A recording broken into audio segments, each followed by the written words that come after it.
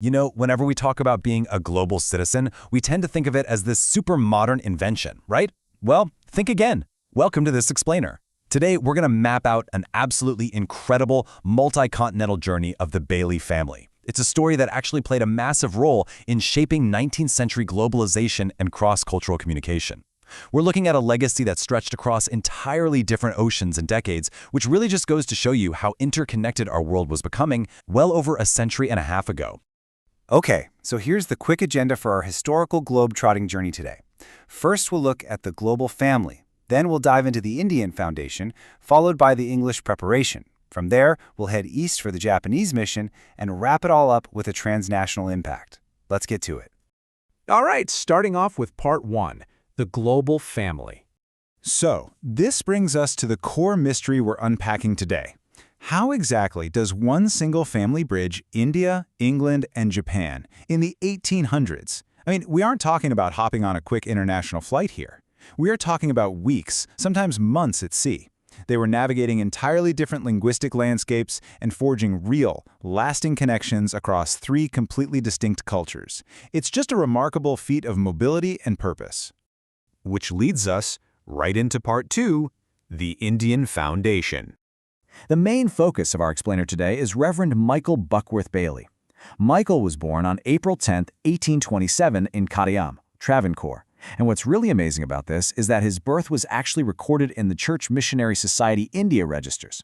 That makes him one of the very first British children ever documented as being born in this particular Indian princely state.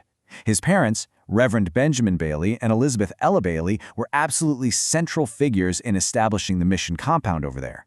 Now, even though Michael was just an infant at the time, his earliest environment was just buzzing with intense intellectual and technological activity. His dad was quite literally designing Malayalaya metal type, founding a printing press, and translating the New Testament.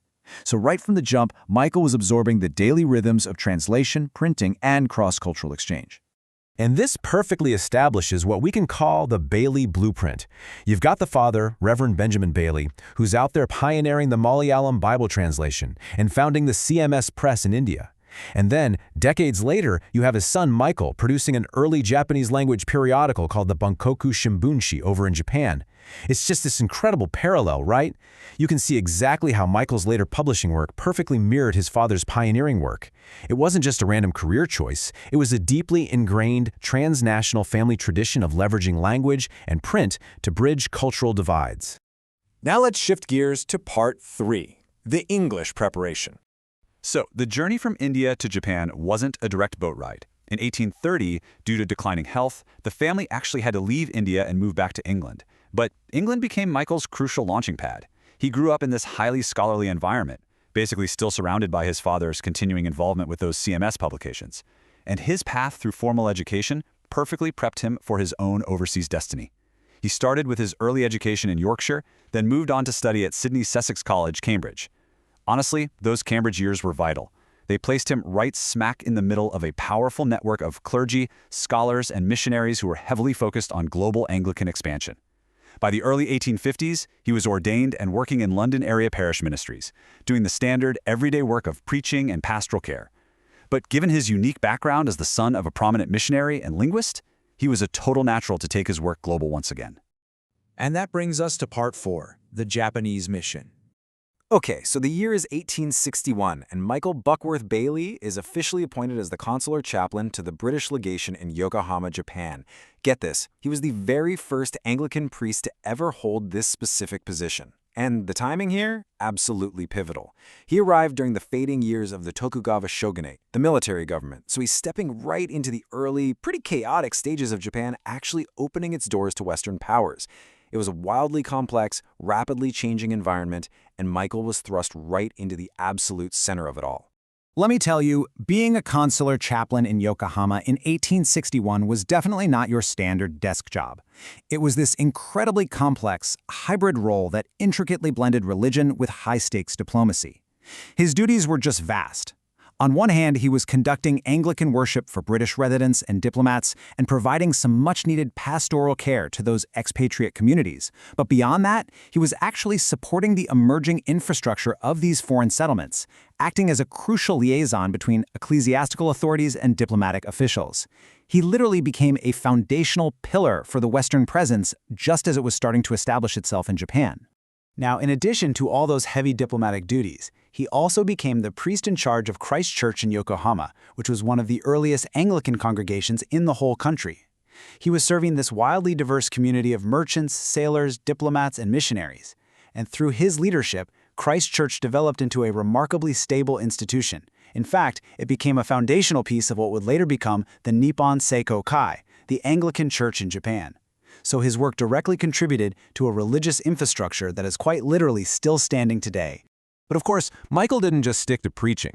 Remember that Bailey blueprint we talked about earlier? Well, here it is in action. Echoing his father's legacy, Michael jumped headfirst into local linguistics, producing the Bankoku Shimbunshi, which was an early Japanese language periodical.